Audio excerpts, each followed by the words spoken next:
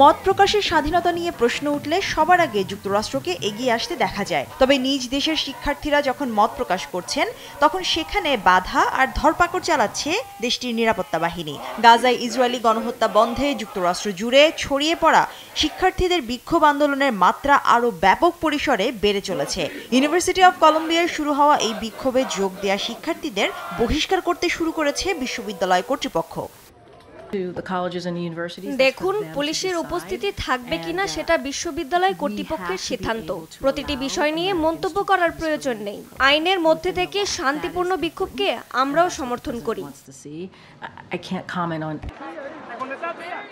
Ivy লীগের এই শিক্ষা প্রতিষ্ঠান কর্তৃপক্ষ শিক্ষার্থীদের ক্যাম্পাস থেকে তাঁবু সরানোর নির্দেশ দিলে তাতে অস্বীকৃতি জানায় আন্দোলনরত ছাত্রছাত্রীরা।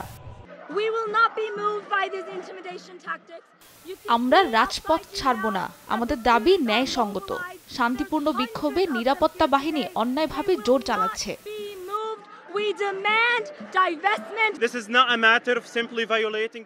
আমরা বিশ্ববিদ্যালয়ের বিরুদ্ধে বিক্ষোভ করছি না। এটা আমাদের যুদ্ধবিরোধী আন্দোলন। আমরা যুদ্ধ আর চাই না। আর এতেই এই পদক্ষেপ নেওয়া শুরু করে বিশ্ববিদ্যালয় কর্তৃপক্ষ। এদিকে সোমবার টেক্সাস বিশ্ববিদ্যালয়ের বিক্ষোভরত শিক্ষার্থীদের সঙ্গে পুলিশের ধস্তাধস্তির ঘটনা ঘটে। এতে প্রায় অর্ধশত ছাত্রছাত্রীদের গ্রেপ্তার করে স্থানীয় পুলিশ। অন্যদিকে নিউ অরলিন্সের জ্যাকসন স্কোয়ারেও বিক্ষোভকারীদের সঙ্গে সংঘর্ষে জড়ান নিরাপত্তা বাহিনীর সদস্যরা। সেখানেও আটক করা হয় শিক্ষার্থীদের।